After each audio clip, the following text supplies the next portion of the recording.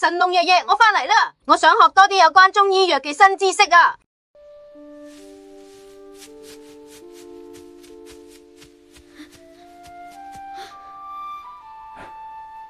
你返嚟啦，我哋開始今日記中醫藥知識小課堂啦。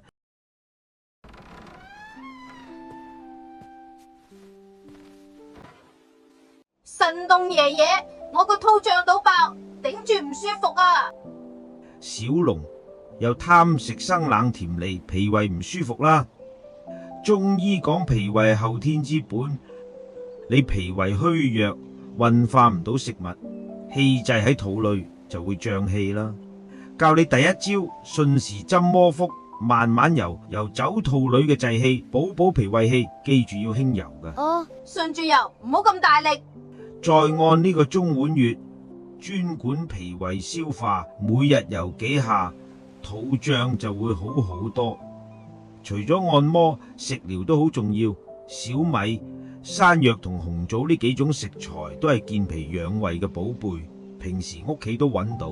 煮成小米山藥粥，溫溫地食，補脾胃又易消化。唔好再食生冷甜膩，脾胃受唔住噶。咁好味，平時屋企都可以煮，超方便。